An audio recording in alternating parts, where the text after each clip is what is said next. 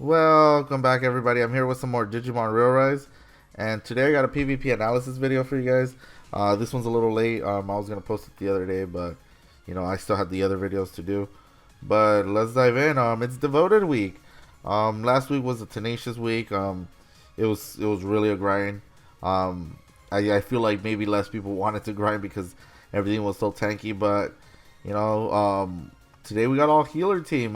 This is the best team that you could come up with. No, I'm just kidding, guys. It's not the best team to come up with. I just put them there just for the sake of the conversation. Um, but yeah, let's go into the trends. Kind of talk about last week, and then I want to talk about devoted, the devoted team or not devoted week because you shouldn't have a full devoted team. But there is a such thing as a devoted team, and I'll go into it right now. Let's look at the trends. Obviously, all these Digimons are gonna be the Tenacious ones mostly up there. Gallantmon was kind of MVP. It kind of cleared a lot of statuses. Omegamon and Gallantmon kind of put in a lot of work together. Um, and I think Poopmon finally, guys. I've been saying, he's like OP and he's like a must. And he's been in 3% for the longest. Now he's in 23%. Glad you guys experienced the Poopmon. But yeah, Imperialmon fighter mode. The thing about that, guys, is I know I've talked a lot of smack before about him, but I did say, when I at the same time talking smack about him that he sucks, don't summon for him, because I still believe that there was other priorities to summon in, but he's not bad. But I went against so many, zero amount of Imperial Mons that hit, and there was a lot because I went through a lot of matches. I went over last week. I did over 1,000 matches, and none of them hurt my Omegamon. A bunch of them like did damage to it, like it always like hit my Omegamon. But with all the tank and all the abilities, and even now, I think this week one of them hit it and it didn't do much. The thing is that last week was supposed to be the week that they do the most damage because it's 30% for its Tenacious boost, and then its own boost because the new Digimons are getting boost in BP. And yeah, it did nothing. And some of them were like leveled up. They didn't just were level 1 Imperial Mons. So that's why I talk smack. I think with the correct setup, you could tank it and it doesn't do nothing. But because not everybody has like a super tanky setup, I guess. There are some people who have Omegamon and like kind of have weird teams, so it's easy to like knock those Omegamons down with Imperialmon. So that's where the difference of opinion comes from. Other than that, like I said, every Digimon has its use. You can partner this up with a calm team and give the resistance, but Grand Quagomon's along the lines of that. If you had that, and you're scared of gems, that's why I suggested Grand Quagomon's a good supplement for it. But if you have extra gems to spare and stuff, it was a good idea to summon for it if you wanted it. I know a lot of people are fans for it. I summoned for Black War Greymon, even though I knew that like future, it's all right. It's main skill. It's passive. There you go. It's passive it's very good, but it's like main and sub skill is like bad, not that great. Obviously, any Digimon leveled up to level 10 would do a significant amount of damage. However, I can't pump up Black War Greymon because there's better calm Digimon that I kind of want to give it to. So, talking about Black War Greymon, he was over here. Some people did use him. Honestly, with the original team I had, I struggled so much against Black War Greymon teams because I couldn't crit, and that was like my main source of damage. But later on, I switched to a team with Black War Greymon, Gallantmon, and Omegamon, and I had Poopmon and Grand Quagamon, and I tanked everything, and I did so much damage. So that was pretty fun. That's why I did like Black War Greymon because it allowed me to do that. Tank, not receive crit.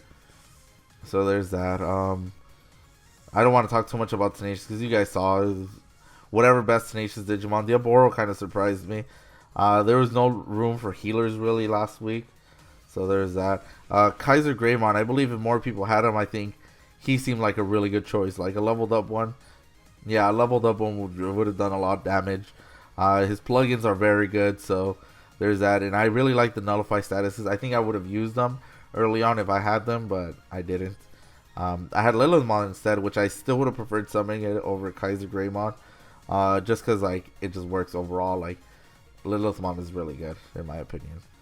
But yeah, I tried Magnamon. DOT is kind of like not that great. Very good for Underworld, not very good for PvP. And yeah, that's mostly what happened. All these are kind of like random. Gaiomon kind of fell down really hard. It can't do enough damage. And Magna Garurumon, like, it's not that great. Talking about Magna Garurumon, I did a video before, guys, and I summoned, and I ended up getting him. Like, you know, I went up to the 4th step, and then I was like, man, you know, I was kind of like, oh, I don't have it here. But, what's the name? I summoned, and up to the 4th step, didn't get anything. And then I said, screw it. I did the 5th step, and then I ended up getting Cherubimon and, you know, the guaranteed. So, yay for that. We got more Digimons to do more stuff with. But yeah, that's it with how it went last week. Galamon was really good for that. Megadromon's coming, so that'll be kind of interesting to pair that. You know, use a calm version of it.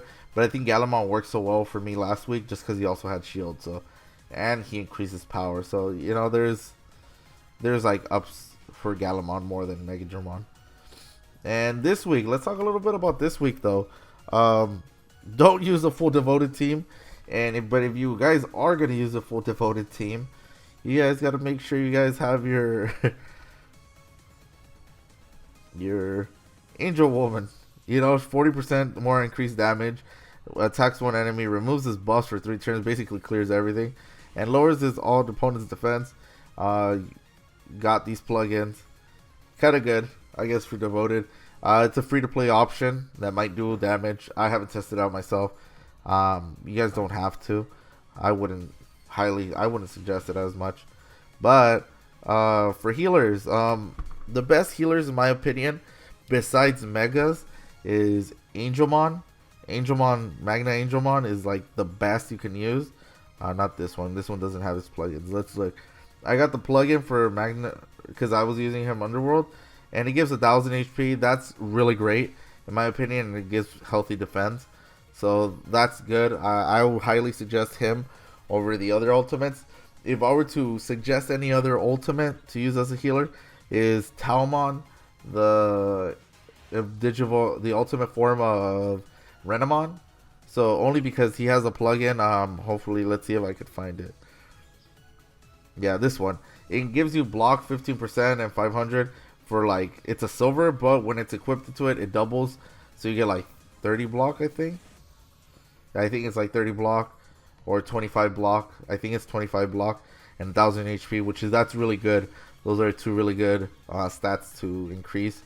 And I think they released an old one, so if you guys have this one and the BP metal one, I'm not sure about getting the BP metal one, but if you guys happen to get both, that's really great. Really boosted up healer. But other than that, I like Magna Angelmon. I think it does a lot better job. It almost fully heals your Digimon. Next best, like, really partners up well with Magnadromon. Another Magna. I hate talking to Magna. But Alphonimon, and Alphonimon's another big one. For old players, it might be annoying. I know there's 100 step up, 100 hour summon. Don't summon for Alphonimon. Like, that banner is bait. And I know it sucks for like having a healer team. But however, I feel like you could just get away with composing your best team. You don't, just because it's devoted week, you don't have to have a healer. Yeah, like, it kind of is nice to have a bulky healer, but I feel like healers are still fragile. I think that combination of a Alphonimon combined with Magna Angelmon and Magnadromon is really tanky because you get so much heal, you get revives, and you get much more HP. However, the problem with that, man, this loading screen, like, I haven't got one of these in a long time. But the problem with that is that not everybody has that setup. So, for example, let's see. I didn't do this. I don't know what happened. This is the team I kind of been using. Shout out to the guild leaders. They were using that team. Let's go and check in the rankings. Yeah, it's Sammy and Wiki. They're both using that team. Um, it's a really strong team.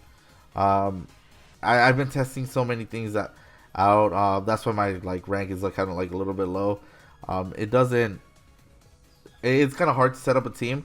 Honestly, I would suggest if you don't have these 3 combination healers, and you need like that Grand Quagamon for defense and then Omegamon, it's hard to have this set up. I would highly suggest just put your regular team. Like, I think Devoted Week is just regular week. Before this boost happened, basically consider it that. So your strongest, tankiest setup, just use that every Devoted Week. You could use some strong healers though. I think to make a healer survive, it does need block rate. It does need those HP plugins. It needs those HP/block special plugins, and I think that will make it so strong and bulky, because there's not many Digimon that ignore block. So you need a lot of defense for them, even though they're getting boosted. The reason they seem so tanky right now is because that combination with Ophanimon and then Revive and then the heal is kind of deadly. So there's that. But if I have one suggestion, I like Magna Angelmon. I think it's one of the best ultimate healers. I have Placiomon level 6, but because I don't have an HP plugin, I kind of don't want to use him. I don't know. I'll test him out. See, he has a faster reload time. That's the problem too. Like 80 seconds. That comes in clutch. You don't know. I've managed to use this heal like twice in battle, so that's why I think Magna Angelmon's a little bit better than all the other healers.